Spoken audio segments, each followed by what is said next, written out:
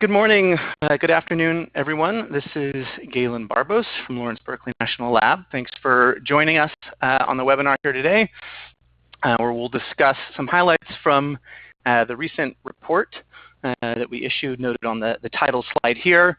So the work that we're going to talk about today is based on a joint report conducted by researchers both at Berkeley Lab and the National Renewable Energy Laboratory. I am joined today by Peter Gagnon from NREL, who is the technical lead for much of this analysis, and will be I'll be handing the baton off to him shortly, really to walk us through the heart of this presentation. Before that, let me just go through a few housekeeping items. So you all out there are in listen-only mode. Hopefully you can also hear us. And as we go through this talk, I just encourage all of you to enter any questions that you may have into the chat box that you can see in the webinar console. I definitely would encourage you to enter in those questions as we go rather than waiting until the end. I will be queuing them up, and hopefully we'll have a decent amount of time at the end of the presentation to run through those questions. So please don't hesitate to add any questions there. We are recording this webinar and we'll be posting a recording of it online if you wish to listen to it again later or share it with any colleagues. The report itself is also, of course, online, along with a somewhat longer answer version of the slide deck that we're presenting here today.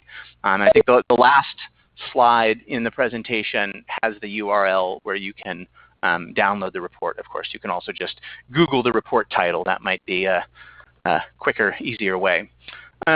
So before handing things off to Peter, I thought I would just run through a little bit of background and context on this work.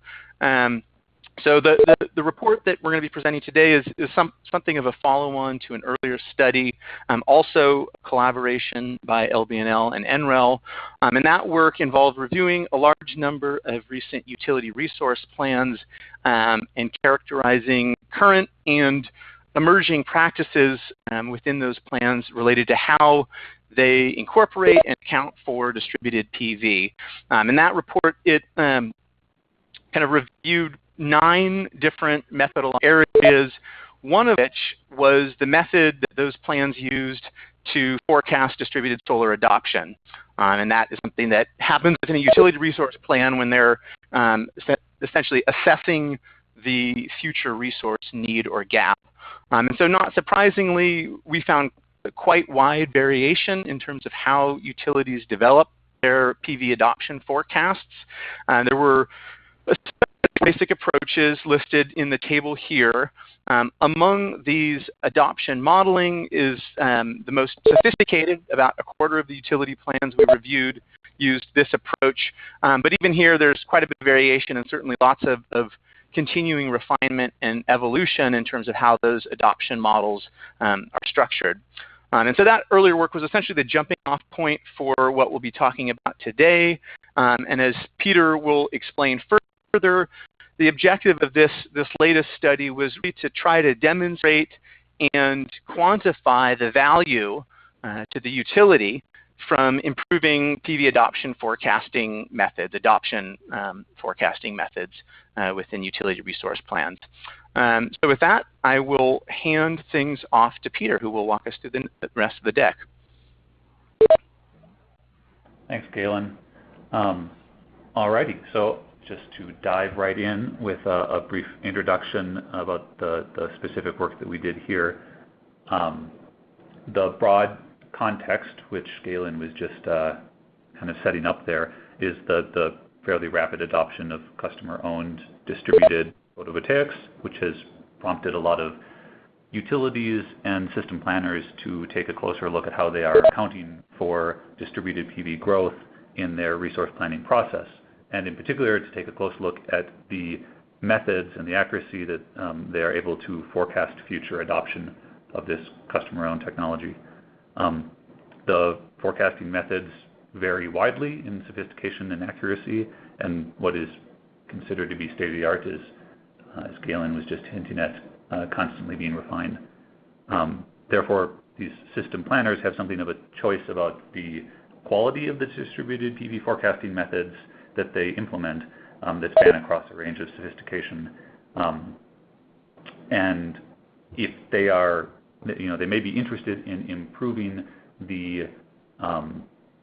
improving their forecasting methods. However, these improvements almost certainly would entail some type of cost in tools, training, staff, contractors, things like that. Therefore, assessing whether or not such investments are worthwhile requires some understanding and preferably quantification of the potential benefits associated with those improvements. Or to say the same thing again, how much money are you going to save by improving your forecasting methods, so you can compare that against the cost. So that's the purpose of this work. We wanted to try to inform these decision making by system planners by providing estimations of how improved distributed PV adoption forecasts can reduce future utility capital and operating costs. So to give the 30,000-foot overview, I'm going to first describe how we simulated the future capital and operating costs for the Western Interconnection under a range of DPV forecasting accuracies, and then talk a little bit about what we learned from that. Then I'm going to describe a simplified probabilistic method that individual utilities or system planners can use to estimate the potential benefits from improving their distributed PV forecasting methods for their own administrative regions. The benefits that you can estimate from that method then can be compared against the costs of achieving improvements in distributed PV forecasting to better inform an investment decision. Now, one top-level clarification or thing to state is just that we only are looking at the costs of the bulk power system here, not the distribution system. Depending on the locational precision and the type of distributed PV forecasting methodology that's being employed, there definitely can be improvements and cost reductions for improved forecasting methods to distributed resource planning. But the requirements there are usually a lot higher, and that fell outside of the scope of this work to quantify that. So this is only bulk power system costs. So with that being said, I'm going to give an overview of the methodology. There's just a couple of slides here. First of all, we used 3 different models to simulate the capacity expansion and operation of the Western Interconnection over a 15-year period. And we did so across a wide range of scenarios that encompass a range of distributed PV adoption rates and the severity by which misforecasting is happening. And what that all means will become obvious when we start to present the results. The 3 models that we used, the first one is DGen, the distributed generation market demand model. That's NREL's customer adoption model, and we use that to project patterns of distributed PV adoption going forward over time in the Western Interconnection. The second model was the resource planning model, RPM. This is one of NREL's capacity expansion models that projects the least cost build-out of the bulk power system. And then the final model, the third model, is Plexos, which is a commercial production cost model, and we use that to simulate the operation of the bulk power system using the capacity mixture that was developed in RPM. Now, except where otherwise noted, we follow the same assumptions and inputs as the central scenario of NREL's 2016 standard scenarios, which draws from NREL's annual technology baseline and the EIA's annual energy outlook for inputs like technology and fuel prices. And then lastly, we do have some sensitivity cases at the end that look at how our results are impacted by variations in load growth, REC prices, and natural gas prices. This slide here is the actual workflow that we used, these models how they were strung together. Don't take this slide too seriously in the sense that you don't need to know exactly everything that's going on here in order to interpret the later results, but it's worth going over this quickly just to give a general sense of what we did. So the first thing, step one at the top there, was we used DGen, the customer adoption model, to generate adoption patterns for distributed PV adoption going from 2015 through 2030, which is used as the quote-unquote actual distributed PV deployment for any particular scenario. Then in step two, we took those distributed PV adoption patterns and we fed them into RPM, the capacity expansion model, which represents a system planner making capacity expansion decisions based on the forecast that they're anticipating of distributed PV adoption. And the RPM would be fed either correct forecasts of distributed PV adoption or misforecasts, where we would systematically alter what RPM was anticipating from what would actually happen. And I will show some diagrams to help explain that in a little more detail in the next slide. Then in step three, we took the bulk power system that RPM built based on what it thought was going to happen, and we fed that into Plexos, the production cost model, as well as fed the actual distributed PV adoption patterns into Plexos. Therefore, we were essentially having our production cost model the cost of operating the system that actually occurred, which included the bulk power system that RPM built under a potentially incorrect assumption about how much distributed PV would be there. And then the final step, we took the capital costs from RPM and the production costs, the operating costs from Plexos, and we combined those together to get the total cost of building and operating the system over the 15-year horizon that we were studying. So again, that's kind of the overview, but the details aren't too important. This is just how we strung models together to try and reflect the planning process. Now, as I hinted at, there was one part of that I kind of just touched on very briefly, which is how we were actually representing the misforecasting. Like I said, is that our analysis period here is a 15-year horizon. However, it would have been not appropriate or not faithful to reality to just have a single forecast in the beginning year and then have that misforecast persist over the duration of the entire planning period, because of course system planners are periodically updating their plans as you go forward in time. So what we ended up with here is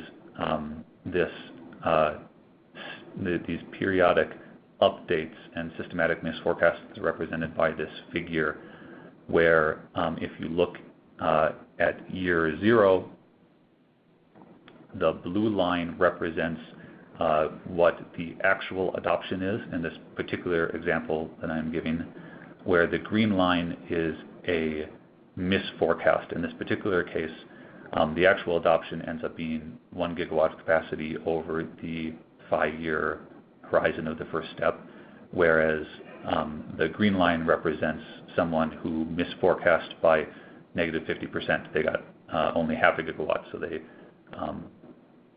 they expected only half of what they actually got. However, then in year 5, when they implement a new resource plan, they are able to update that to reflect the current amount of capacity, which is, they can do so accurately because it's just whatever steel is in the ground or on the roofs. Therefore, it becomes the correct amount of capacity in year 5, and then they make a new forecast, which we represent as being once again a systematic under forecast of the incremental new distributed PV adoption. So this is the general, basically everything when we mention misforecasts from now on, we're talking about this 3-step systematic misforecast with periodic updates. That's what's underlying the values in the plots that we're going to be showing, not some type of single 15-year misforecast. So there's one last methodological detail that's worth mentioning, which is that misforecasts can cause a failure to meet certain requirements for operating bulk power system. And the two most important ones, which we've decided to represent with additional costs in here, is the remedial actions for failures to meet either reserve margins or renewable portfolio standards. So in scenarios where distributed PV over forecasting, you didn't get as much as you expected, results in a reserve margin shortfall, we add the annualized cost of sufficient natural gas combustion turbine capacity to make up for the shortfall, which is categorized as a capital cost. And for RPS requirements, we either add or subtract costs to represent the buying or selling of renewable energy credits for any deviations from the required amount of RECs. And these are categorized as operating costs. And I have some plots to show the relative magnitude of this later on. So those are the methodological details. So thank you for hanging in there for that bit. Now we'll get into the actual results. And the first part of this is showing how misforecasting distributed PV influences what is actually getting built in the Western Interconnection over the 15-year horizon that we're looking at.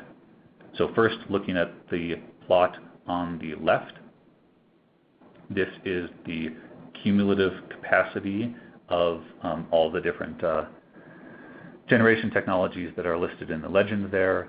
And each of these columns, each of these blocks that says 5 years, 10 years, and 15 years are different snapshots within the 15-year horizon. So the one on the left is the total capacity of each generation technology in the 5th year of our analysis. All the way up to the right column is the final year of our analysis, year 15. Then within each of these 3 blocks, the x-axis is the severity and directionality of the misforecast error of distributed PV. So it ranges from negative 100% misforecast, which essentially means that you did not plan for any incremental adoption of distributed PV, all the way up to 100% over forecast, which means that you planned for twice as much distributed PV as what actually happened in each of those 5-year time steps that were on that diagram that I showed earlier.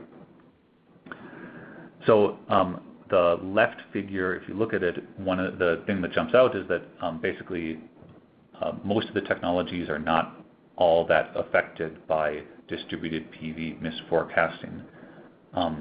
The single technology that is strongly affected is up there at the top, the kind of light yellow color, which is utility scale solar. You can see that that is fairly strongly affected by the severity of the misforecast, with the general trend being that under forecasting distributed PV results in more utility scale PV, and over forecasting distributed PV results in less utility scale PV. Now the right figure is set up in exactly the same way, and it's exactly the same data. These are just difference plots where each of the misforecast scenarios, each of these bars, it's just the difference between the misforecast scenario and the perfect forecast scenario. So this is just a way of more clearly showing what technologies are being impacted. Specifically, you can see that it's almost all utility scale solar with a little bit of impacts to wind, CTs, and CCs. So this leads us to the first kind of top line conclusion, which is all else being equal, each forecasted gigawatt hour of distributed generation roughly corresponded to a gigawatt hour reduction in generation from utility scale photovoltaics added to the system. And that's driven in large part by the similarity in the output profiles. I mean, they're both solar resources. They look very similar to RPM, our capacity expansion model, which is representing what a system planner would be looking at. It is also secondarily partially influenced by the fact that both technologies in some places can contribute to RPS requirements. In some places, distributed PV can explicitly contribute, and in other places it only contributes by reducing the load that has to be met by renewable resources. In either case, the result is that there's strong trade-off in RPM with how much distributed PV it anticipates and how much utility scale PV it actually ends up building. So moving on to the first plots about costs. These plots right here show the impact of forecast error on the present value of capital and operating costs for the Western Interconnection for the 15-year analysis period, including these dashed lines that we have are those adjustments for reliability and RPS requirements that I previously mentioned. The left figure is the capital costs, and the right figure are the operating costs, again, for the entire Western Interconnect. Now, the top line takeaway from these plots is that the directionality of the impact of misforecasting is in opposite directions for capital versus operating costs. So first, just to take a close look at the left figure, the capital costs figure, and just focus on the green line for now, we can see that under forecasting, which is the left side, on the x-axis, the negative 100%, results in higher capital costs, whereas over forecasting distributed PV results in lower capital costs. This is a direct result of the trend that I was showing on the previous slide, where under forecasting distributed PV results in higher amounts of utility scale PV being built than what would have been built if you perfectly forecast, which results in higher capital costs, since utility scale PV is high capital cost and low operating cost, where the opposite direction, that if you over forecast distributed PV, you build less utility scale PV, and therefore capital costs are lower. Conversely, operating costs, the right plot, it's the opposite direction, where under forecasting distributed PV results in lower operating costs, essentially because you built a lot more, or RPM built a lot more utility scale PV, and then also got a lot more distributed PV than it was anticipating when it was making its capacity expansion decisions, and the result being that it had a lot more zero production cost energy on the system, and the model consequently consumed less fuel, therefore had lower operating costs. So these values, then, the capital and operating costs, you can combine to get the total net present value of building and operating the bulk power system for the Western Interconnect for each of these scenarios that we looked at. And that brings us to this plot right here, which is really probably the main result. The other slides and a lot of the analysis there is important for understanding mechanically what's going on, and certainly gives a lot of insight on the implications of misforecasting. But this heat map right here is what is hopefully something that can be used to inform the decisions on whether or not to improve distributed PV forecasting accuracy or capabilities. So now to walk through this, what we're looking at right here, first, just to walk through the axes here. On the x-axis, on the bottom here, we have the severity of misforecasting again. It's the same span as was shown in the previous plots, where on the left side you have under forecasting distributed PV adoption, going all the way up to over-forecasting distributed PV adoption. Then on the y-axis, we have the essentially the adoption rate, but it's expressed as the increase in the energy penetration of distributed PV over the 15 years of the analysis, expressed as a percentage of total generation. So on the bottom, we have a relatively small increase of only 1.5% of the total generation of the Western Interconnect. And then our high range is a 8.5% increase in the energy penetration of distributed PV, where a 5% is roughly close to what the NREL standard scenarios is projecting for adoption over this time frame in distributed PV. So those are the axes. Then the actual thing that's being plotted on this heat map is the change in the total present value system cost. That's the combination of the capital and operating costs of building and operating the Western Interconnect relative to the perfect forecast. So for example, in the center, the vertical line in the center that corresponds to 0% forecast error, the value shown on this plot is 0 because it's a difference plot against a perfect forecast, so that's our baseline. Then as you deviate away from the perfect forecast and you have either more severe underforecasting or overforecasting, the cost of building and operating the system increases relative to the scenario if you had perfectly forecast distributed PV adoption, which is being plotted here. So for example, this dot that I've drawn corresponds to a situation where the increase in the energy penetration of distributed PV over a 15-year period was 5% of the total generation, and the Western Interconnection as a whole systematically underforecasted that adoption by negative 50%. Now the value that corresponds to this dot, if you look it up, is $1.3 million per terawatt hour of retail electricity sales, and that deserves a little bit more explanation. The model, of course, when we first calculate the difference, it's just a raw dollar value. However, our ultimate objective here is to make this something that can be projected onto other systems. Therefore, we normalized it by the size of the Western Interconnection as expressed by its total retail sales.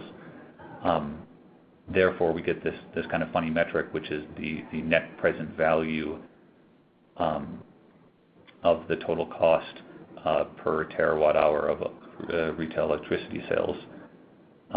Again, the value that's being shown right here is $1.3 million per terawatt hour. So then the idea would be that if a 10 terawatt hour per year utility, which is a pretty large utility, had this level of this particular type of misforecasting at this DPU adoption rate, the total present value of essentially the cost of that misforecasting would be approximately $13 million of present value. This is obviously a first order approximation. We modeled the entire Western Interconnection to achieve sort of a average estimate of the cost of misforecasting, and then that's essentially being projected onto smaller entities here with the assumption that the cost of misforecasting scales linearly with the size of the entity doing the misforecasting. That's obviously not a perfect assumption, and that the value of this is not to report these kind of numbers as the perfect estimate of the cost of misforecasting, of course. but is simply a starting point for a conversation, kind of an anchor value in which you can then debate about how the specifics of a particular service territory maybe differ from the conditions of the Western Interconnection as a whole. Now, just to call it a couple of other points here, you can see that the highest cost from misforecasting was severe underforecasting, or in this case, negative 100%, which corresponds to a situation where the system planner is not anticipating any future adoption of distributed PV in each of their 5-year plans. But adoption is very high, 8.5% of total generation over 15 years. That corresponds to nearly $7 million per terawatt hour of total costs. One thing to point out is that this is still, when you compare this to the absolute cost of building and operating the whole system, it's still relatively small. This value is somewhere on the order of maybe a 0.5% increase in the total cost of building and operating the system. So in an absolute sense, it's kind of small, even in the most extreme cases. But of course, it's probably not the best way to look at this. It's a question of how much would it cost to not incur these costs is hopefully the more useful metric to informing whether or not you want to have more sophisticated representation of the adoption of distributed PV in resource plans, even if the absolute number is not huge. Lastly, I'll just point out, I don't want to just point out the high numbers. If the increase in energy penetration is less than about 2.5%, or the systematic misforecast is within plus or minus about 25% distributed PV adoption, then the costs, the costs of misforecasting stay below $1 million per terawatt hour of electricity sales. Again, that's just an absolute value, which is only meaningful when you compare it to the cost of avoiding these costs. But I just wanted to draw attention to kind of the other end here, which is that there are certainly cases where the costs are relatively small. Now, everything that I just talked about I was kind of picking particular points on here and saying this is the cost of misforecasting distributed PV if this particular reality unfolded. But of course, we don't know how reality is going to unfold, so therefore that's not necessarily the best way to inform plans about what the expected cost of misforecasting is. A better methodology for doing that is to essentially,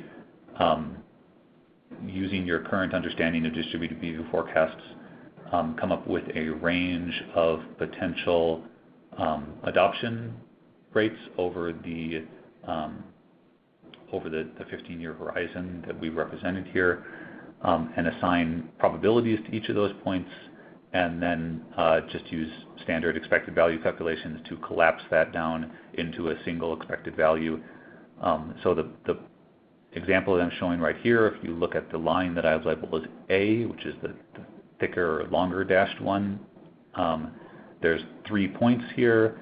Energy penetration increase of distributed PV ranging from 7.5% to 3.5% all the way down to just 2%. And then assigning probabilities to each of those scenarios of 25% for the two extreme scenarios and a 50% likelihood for the 3.5% scenario gets you an expected cost of misforecasting of, I had it written down here, I've lost track of it. I think it's $0.7 million per terawatt hour. Yeah, $0.7 million per terawatt hour.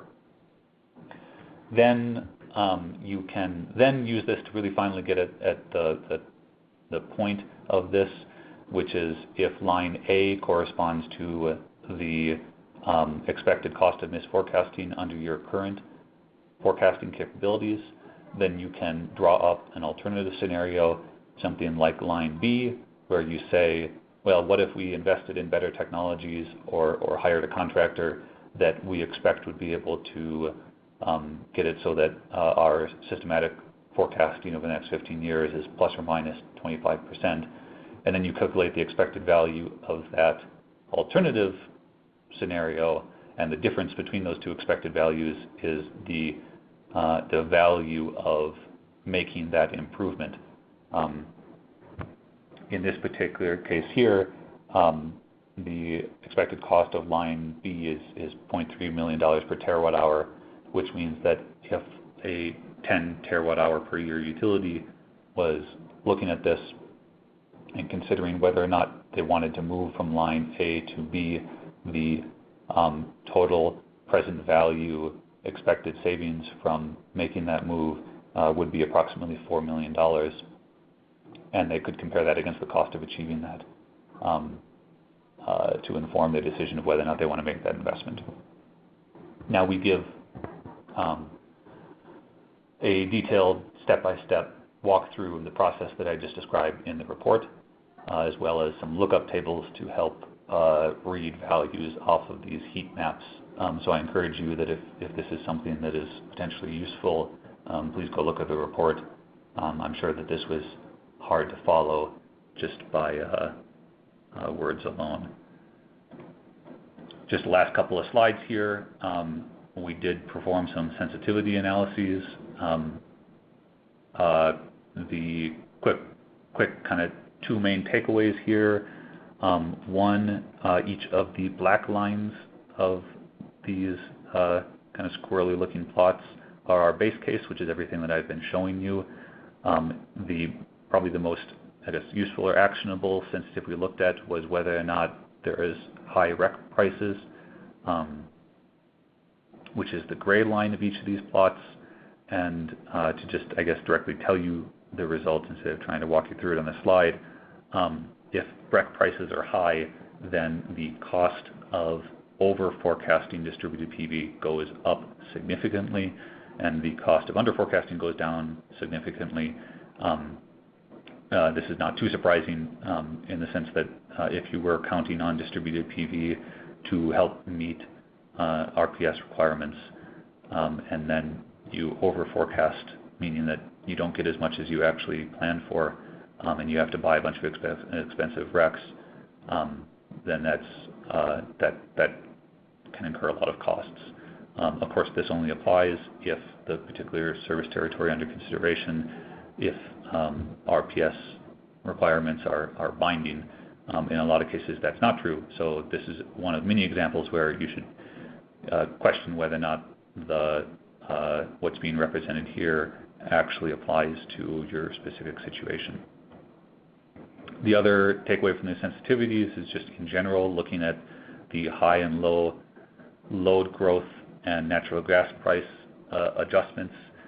Again, just looking at the black line, it's maybe not exactly in the center of all these different the directionality, the deviations of each of those sensitivities, but it's reasonably close to the center. So this is sort of just, I guess, giving comfort that our base case is a reasonable central starting point that's kind of a central value. However, varying things like load growth and natural gas prices can up to double or significantly reduce the costs of misforecasting. So once again, don't take any of the values here as $4 million full stop. These values, anything that you read off of our plots, are most useful as a starting point for then a more robust discussion about how the specifics of your circumstances may deviate from the assumptions that we made in our modeling. Then the very last result I will show is that we just took this opportunity to take a quick look at the impact of considering distributed PV's capacity value during capacity expansion planning. The idea here is that you can, in some circumstances, account for the energy contribution of distributed PV in resource planning but neglect to represent the capacity value, and this is the impact of doing so.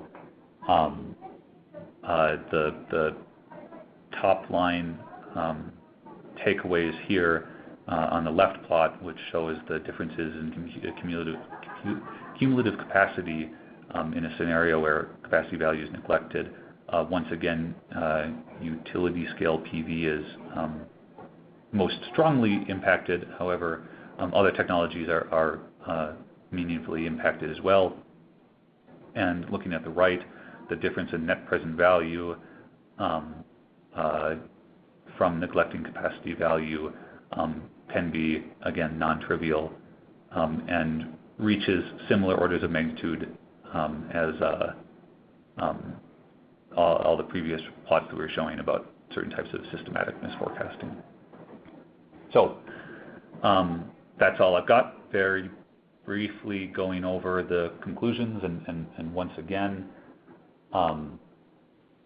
mentioning some limitations. There's just things to keep in mind. Is everything we're talking about here is only bulk power system costs, the cost of building and operating the bulk power system, not the distribution system. And the values are for the entire Western Interconnection, essentially an average of all the different circumstances across the Western Interconnection and all the different starting conditions.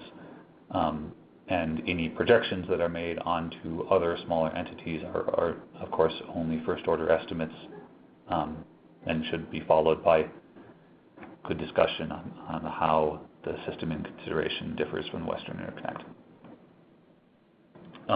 But the top-level conclusions, which I won't talk ad nauseum about, are simply that the utility cost impacts of misforecasting DPV can be non-trivial. That's both kind of weak, but also an acknowledgement to the fact that the costs do span a wide range. In certain circumstances, they can be significant, and in a lot of cases, they're not. And there really isn't any single one statement to say what the specific circumstances or cost of misforecasting is for a particular utility, which is why we developed this simplified probabilistic method and presented all these results so that a deeper dive can be looked at. In some cases, the costs are high. In some cases, they're not.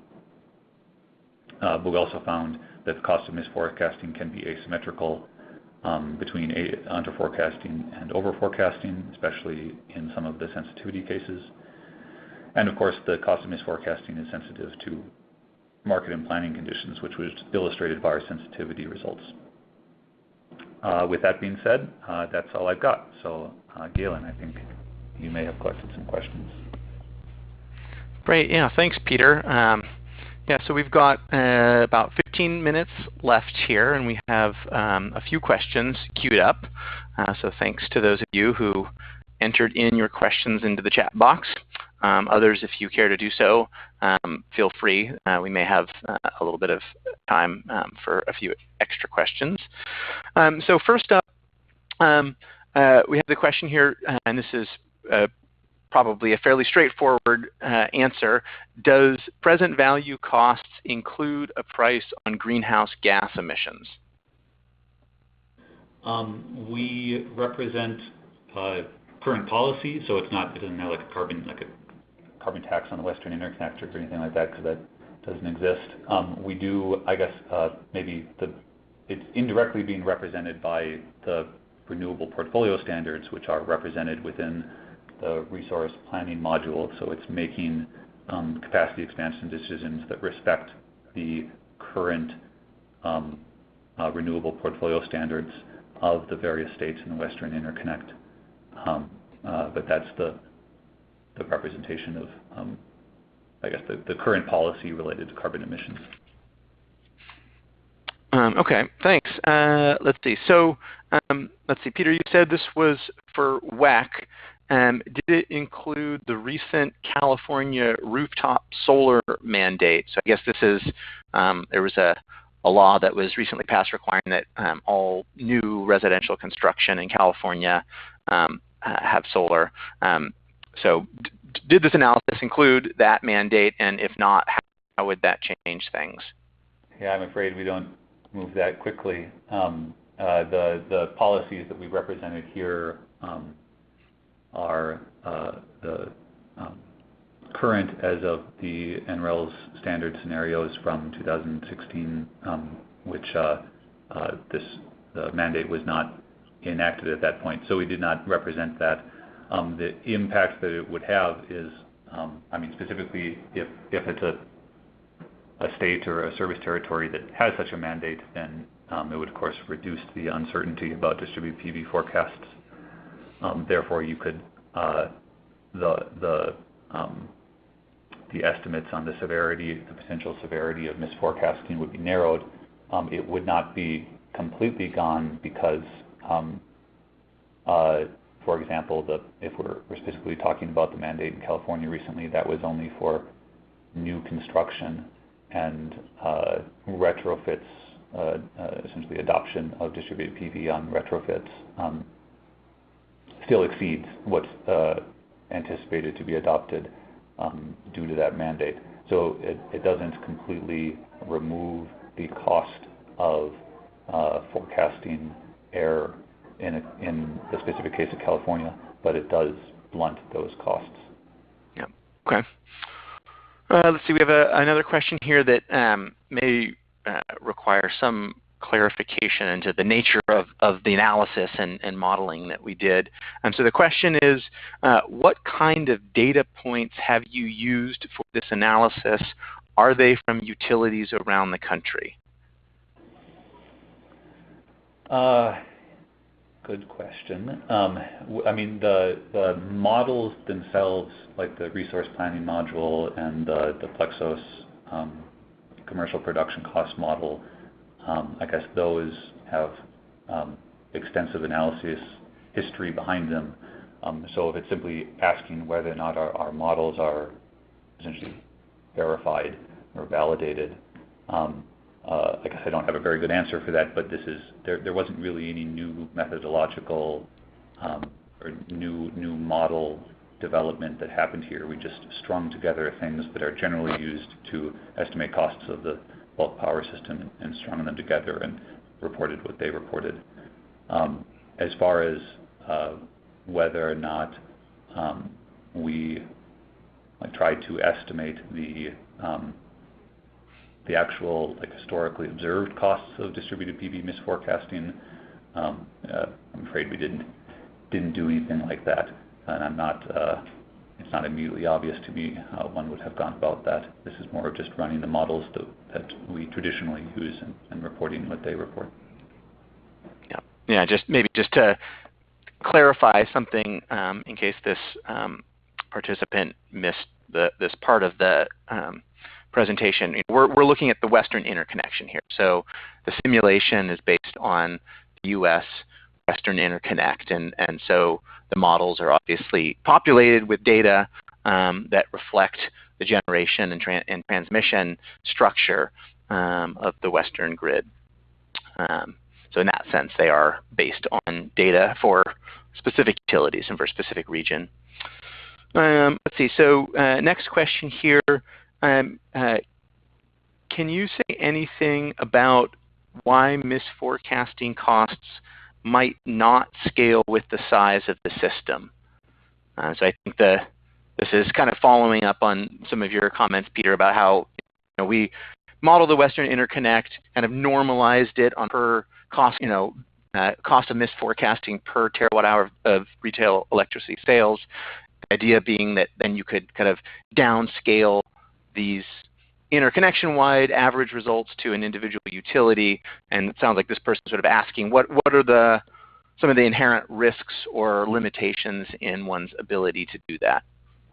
Yeah, so I guess two of the very big, characteristics of the Western Interconnect is that of course it is a very large entity with significant both variations in the renewable energy generation opportunities, like the significant diversity in the resource opportunities in how it's expanding its grid. and just generally has like the relative size of any particular load generator within it is small compared to the total size of it. But then also it is has limited trading opportunities with its neighbors is a potentially good way to say it relative to the size of, or relative to the opportunities of a smaller entity. So those two things kind of would push in opposite directions as far as whether or not a smaller entity, a particular utility service territory, would have costs that would faithfully reflect this kind of simple linear extrapolation, in the sense that a smaller, any particular smaller entity within the WEC would have less opportunities for flexible generation and basically adaptation to mistakes made, and therefore it would tend to be more expensive. But on the other side, they would have more opportunities to trade energy with their neighbors, which can absorb some of these misforecasting costs. So those are probably the two biggest things that makes the Western Interconnection different from any smaller entity. But then also just the nature of the costs themselves sometimes don't scale linearly with size. Some things are more like fixed costs and some scale with energy consumption. Yeah. Okay, thanks. Let's see, so now we have a very deep in the weeds question related to the Plexos modeling component. And Peter, this may be a question for one of the others on this report, but I'll give you a chance to answer it. So the question is, for the Plexos simulations, can you tell us what time step was used, either daily or hourly, if the look-ahead was used, as well as setting for unit commitment optimality, whether linear or integer? So fortunately, I have one of these other folks who knows the answer to this question, so let me introduce Brady. Hi, I'm Brady Stoll at NREL, and I did most of the RPM modeling, but also helped with the Plexos modeling as well. And so I can answer that question. For the second part, it was done with a MIP, and so that was integer optimality. And then the first question was the time resolution, and it was run at an hourly resolution. We were just running a day-ahead model because we didn't have forecast error profiles created out of the RPM capacity resource. And so we didn't really have the scope to create those forecasts with this model. So it was hourly, run as a day ahead, and then we had a one-day look ahead. So it was hourly for a single day, optimized at once, and then the look ahead day had resolution of 4 hours. Does that answer the question, or did I miss any parts of that? I think that answers it, Brady. Thank you. Okay. If not, we'll get a follow-up from the person. Sounds good. So let's see. The next question here, and I think we've got time for maybe perhaps. So this next question relates, I think, to the sensitivity results. So as folks may recall, we included kind of 3 sensitivities that looked at variations from the base case related to natural gas prices, related to REC prices, and related to load growth. And so the question here is, what other market or policy drivers might have a big impact on the results? So kind of what other things, if we expand the range of sensitivity analyses, what are some of the other things that we might have looked at? Technology prices is another big one. It's pretty important for a lot of these things are of course the costs are determined by essentially the costs of the things that are being built compared to a perfect forecast. So that has a pretty direct relationship with the cost you're observing here. If costs deviate from the values that we used, which again came from the NREL's annual technology baseline. Another one would be like state or federal level policies could have big impacts. For example, we have renewable portfolio standards as they were enacted at the beginning of the analysis, but if those, for example, ramp up, then they would certainly impact these results, although frankly it gets pretty convoluted and the devil's in the details, so I don't have a top-line statement about how different policy types would influence the costs, but they definitely would. Those are just a couple. Yeah, no, that's great. Thanks, Peter. Okay, I think last question here. So it says your analysis assumes systematic misforecasts. So in other words, we would assume the same level or degree of misforecasting for each 5-year time step in the capacity expansion component. And the question is, how would the results differ if the misforecasting were random? Yeah, we debated that for a while at the beginning of the project and ultimately decided on systematic misforecasting as hopefully the thing that would be the easiest to understand when you're just kind of looking at the heat maps. It is a good question. The unfortunate answer is that I guess the path dependencies in 1 year's costs relative to the previous year's mistakes are difficult to generalize and depend a lot on the starting conditions of the particular system that you're talking about. In a lot of cases, the relationship between given the cost of misforecasting in a particular 5-year step versus the relationship to the cost in the next 5-year step is they are connected, but sort of weakly. A lot of the costs are just from things like what fuel gets burnt because of not having a resource that you expected to have at the end of the forecasting period. So this is a convoluted way to say that we would expect that random misforecasting would tend to dull the results, but certainly not. It's not like it would average out to 0 costs or something like that. It would probably slightly reduce it, but it's difficult to give a percentage of how much it would. Yeah, and I'll add a little bit onto that from the capacity expansion perspective.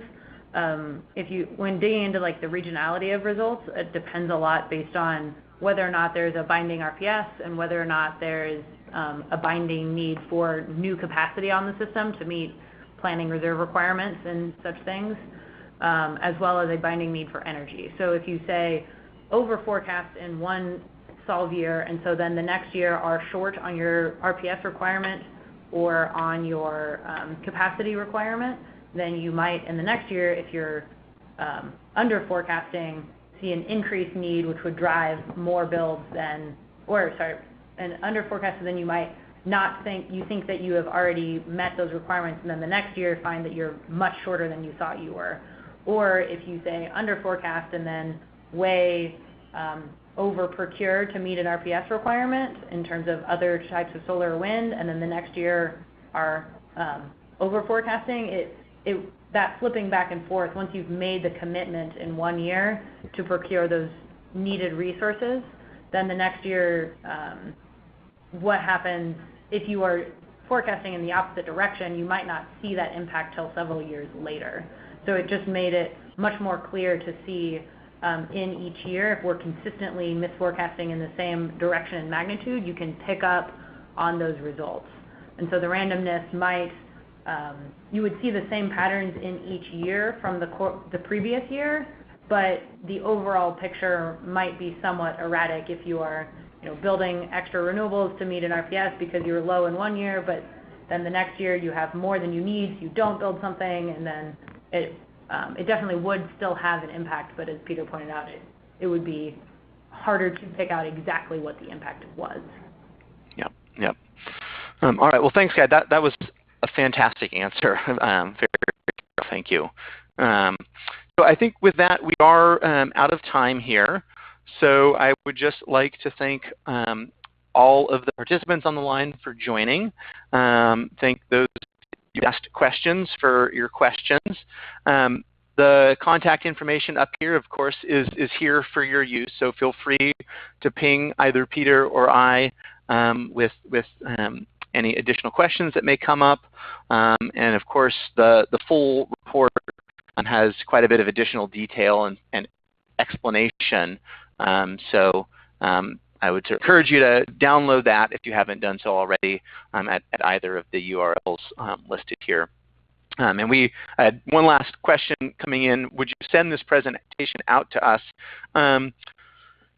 We can do that, though, as I mentioned at the beginning, if you go to either of the URLs here, you will find essentially an identical version, though slightly denser, to the presentation listed here. So feel free to locate the information there as well. So with that, thanks to everybody, and thanks to Peter and Brady for hanging on and answering questions, and of course to Peter for presenting this work. Until next time, thanks again.